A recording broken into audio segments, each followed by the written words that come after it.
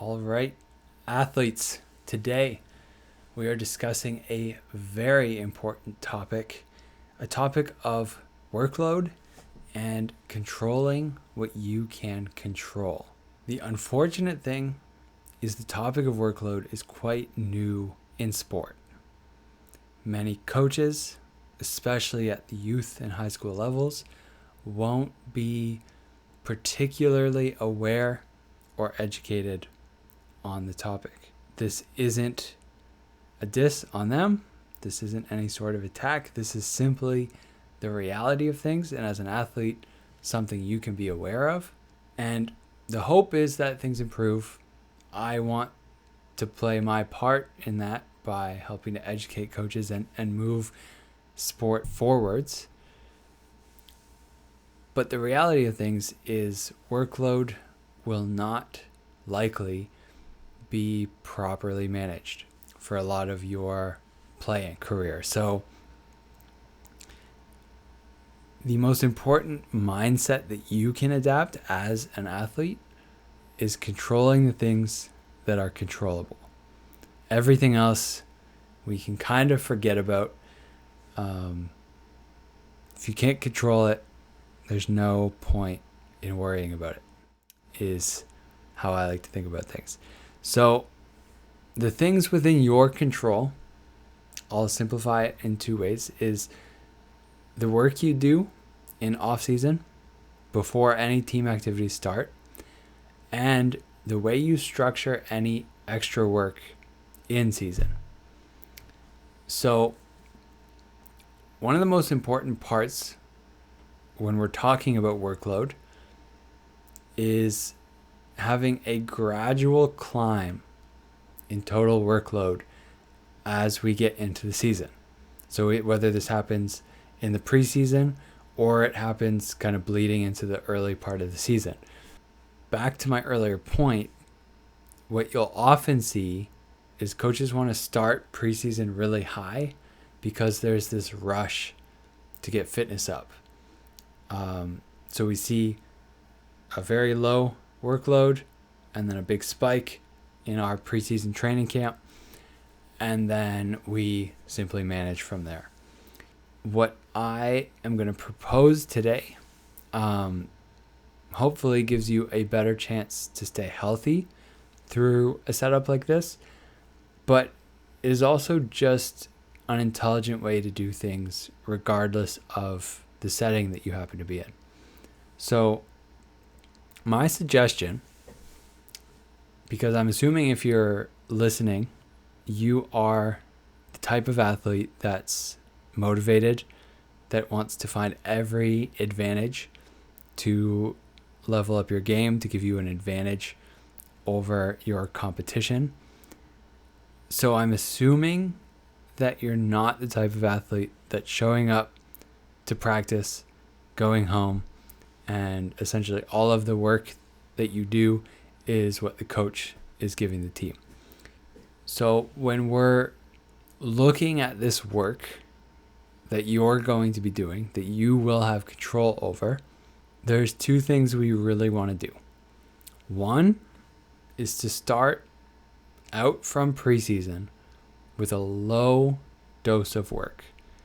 This is going to vastly vary depending on how long your off season is, how long you go from your last game of the prior season to your start of training camp or whatever you have.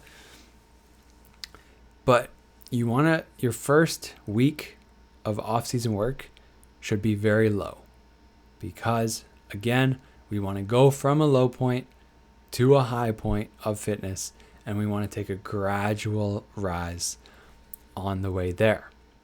So our first week has to be light. It can't be a crazy amount of volume. So we're going to start in week 1. Again, depending on how much time you have, this might be 3 weeks out from preseason. It might be 6 weeks. It might be 2. Depends on what you're working with. But week 1 is going to be very light, and you're going to make 20% jumps in workload week after week. For simplicity's sake, just think of it in terms of training duration. You might spend an hour 3 days a week in week 1, and then you figure out what a small jump week after week is after that, either expanding the length of the session or adding more sessions per week. When you get into the first week of preseason, you're going to cut everything out. The reason for this is the massive jump in workload that's going to happen through team practices. What we're hoping for is you've created this ramp going into week 1 of preseason, and team training is going to pick up and continue the slope of that ramp going up. If you continue on the extra work, that spike in workload is going to be ginormous, and we're not helping ourselves at all here. So pull back as hard as it might be for you. I completely understand, by the way.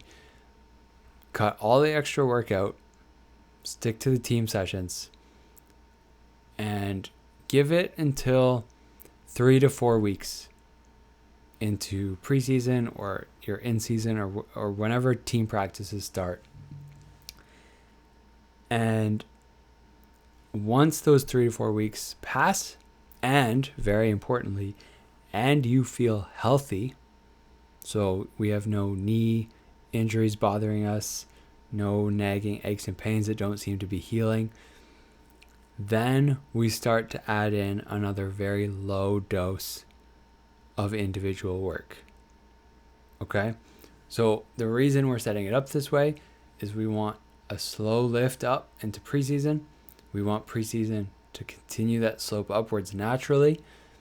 And then once we've acclimated to that amount of work, once our fitness has caught up, which we'll say for this example, 3 to 4 weeks, or when you're healthy, then we can pick up on some extra sessions, and essentially all we're doing is we're continuing that slope upwards, and then we're finding the sweet point. Maybe you're doing 2 sessions a week for 30 to 45 minutes of in-season extra work. Maybe it's more than that. Whatever it is, you're going to get to that point, you're going to acclimate to it, and you're going to sustain that throughout the season. This will keep you healthier, and I know what I'm suggesting is you do less, at least in the early stages. But if you think of the big picture, the more weeks, the more days, the more sessions you have that you're healthy, that is the number one priority. Because if you are out and injured, there's nothing really that you can do to enhance your game, or nothing that compares, at least. Okay, so I hope this makes sense. If you have some unique situations in terms of a very short or even a very long off season, feel free to reach out and ask. I'm happy to provide some specific recommendations or guide you through your unique process. But overall, I just hope this was a helpful little discussion for you, something to think about, and something to help you plan for your next season, whenever that is coming up. Peace.